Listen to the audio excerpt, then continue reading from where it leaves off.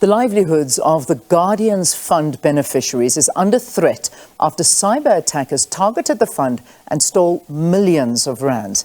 According to media reports, this is the third time in 3 years that cybercriminals have breached the Department of Justice Guardians Fund systems. Now, payments to beneficiaries were suspended pending an investigation. The Guardians Fund was created to manage money on behalf of persons who are legally incapable or do not have the capacity to manage their own affairs. This includes minors, unborn heirs, and missing or absent people. But for more on the story, we are now joined by GroundUp journalist Mary-Anne Gontsana. The Department of Justice promised they'll comment tomorrow on this particular matter, so hopefully we'll hold them to it and get an update from them. But Mary-Anne, thank you. Thanks so much for talking to us this morning. Good morning. Thank you so much for having me. So talk to us about your story that you're covering here, because obviously you heard about this, the millions of rands that have been stolen from the department, but it's actually through beneficiaries that you found out. So perhaps give us a bit of background to the story.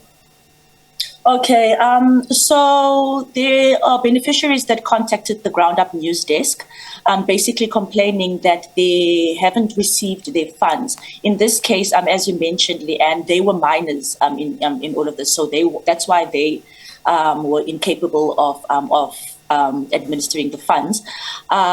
So they contacted GroundUp just complaining that they haven't received their funds. And they had seen a report, and this is the report that they were talking about was that was published in the Sowetan, where they said that they've been reading reports that the Guardians Fund has been hacked, and now they're worried that they might never receive their money. And in this case, as you would see in the GroundUp report, our sources, the money that they were supposed to get was money that was left by their father who died in 2015. So they had plans for that money. One of them was supposed to pay off their student loan, and the other was just it was just money that she was going to use to basically clear her debt and just start anew, start afresh. But now they've been worried because they say that there's been no communication in terms of them being beneficiaries, and the only time that they trying to find out what is happening, they were kept on being told that the system is offline, until they heard about this whole hacking situation. Yeah, I know that this is so. Perhaps maybe we can get an update from you, because this article and this was written, I think it was last week, and you were hoping to get a little bit more information as to what's happened, where they're at, and particularly a comment from the department.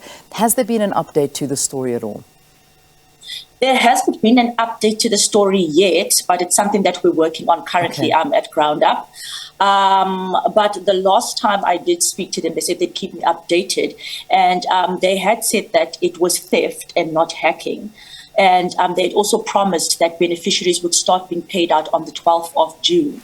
And that was last week. Yes. So we are currently working on an update. Has that happened? As far as I'm concerned, it hasn't happened yet in terms of my sources that I've been speaking to. Okay. So we're waiting to hear from them what they're saying. What is the difference between theft and a cyber attack? Perhaps maybe you know what they're referring to. Oh, my goodness. I don't want to... I'm not sure what the difference is in terms of them. But the way that they explained it, they said that amounts were fraudulently disbursed from the Guardians Fund, which is why they ruled it as theft. Whereas in the Sowetan article, they said that it was hacking in terms of the system was infiltrated somehow and then money was taken.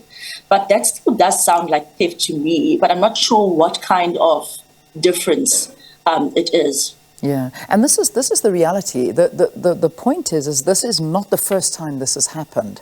This cyber attack, I mean, this is now the third time this has happened, and we're seeing big amounts. I think in 2020 there was an amount of about 11 or 10 million or something like that. I'm not too sure how much it was. I'm just referring to the Sowetan article where they were saying the hack apparently was identical. This latest hack is identical to another one pulled off in September 2020 when the thieves siphoned 10 million rand from the department in 11 transactions. Now, this was almost 3 years ago, and here we are going through the same thing. So it doesn't actually look like they've managed to sort out their systems if this is able to happen again.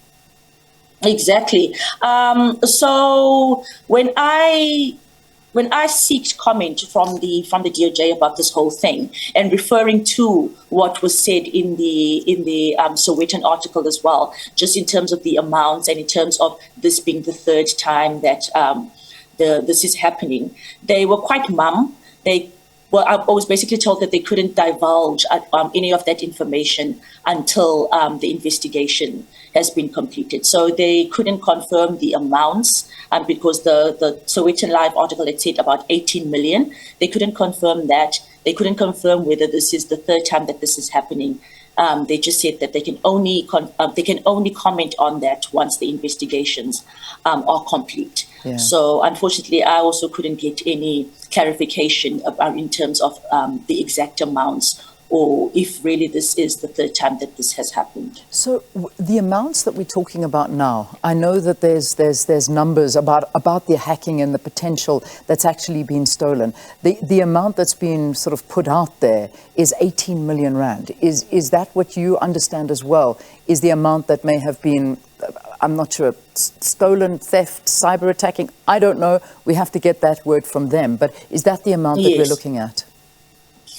Well, as I just said, and they didn't confirm anything, but okay. I don't want to say that I'm 100% sure if it's a fact, but I think it is in the millions, especially just speaking to my sources as well, the kinds of amounts that they were throwing out. So it could easily be millions of rands. Yeah, let's talk about those that actually contacted you. And I mean, these are two sisters that are in desperate need of this money, and they are very much so like the other recipients of this Guardian Fund.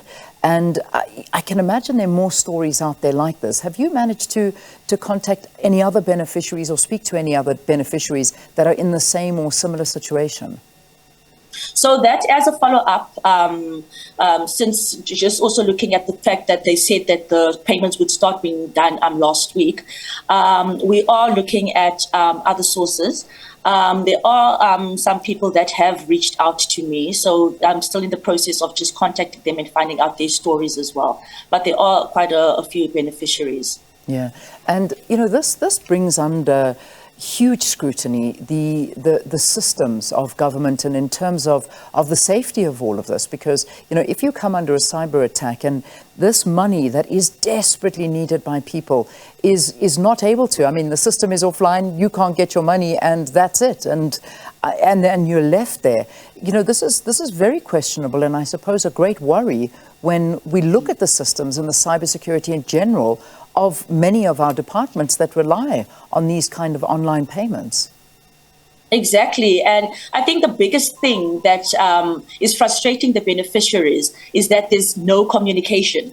Because, as I said, the beneficiaries that I was speaking to, my sources, they only found out about this through a report that they saw on the media.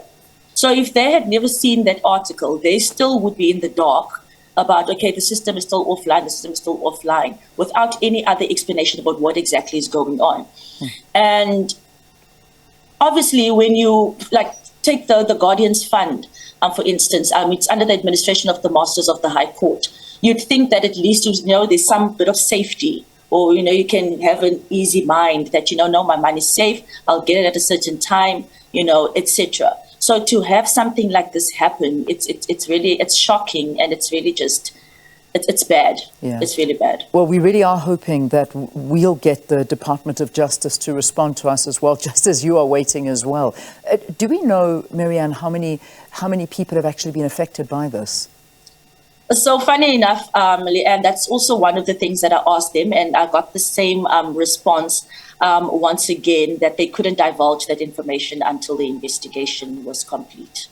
All right. So lots of questions up in the air. And this is this is a story, no doubt, that is affecting a lot of people. But thanks so much for talking to us about what you know about the situation so far. And I suppose it's also a call out to people that if you've been affected by this, by the Guardians Fund, if you are a beneficiary or you're having problems and being told the same story, that the system's offline, they said they were going to start paying on the 12th of June. We can't actually verify whether or not this has happened. And as we said at the beginning of the interview, the Justice Department promised that they will comment tomorrow on this matter. So we're holding them to this, and hopefully they'll be able to come. But thank you very, very much, Mary-Anne, for your time. GroundUp journalist Mary-Anne Gontsana is talking to us about her investigations into the cyber thieves that have breached the Department of Justice's systems and have stolen millions of rands, and lots of questions that still need to be answered with regard to that story.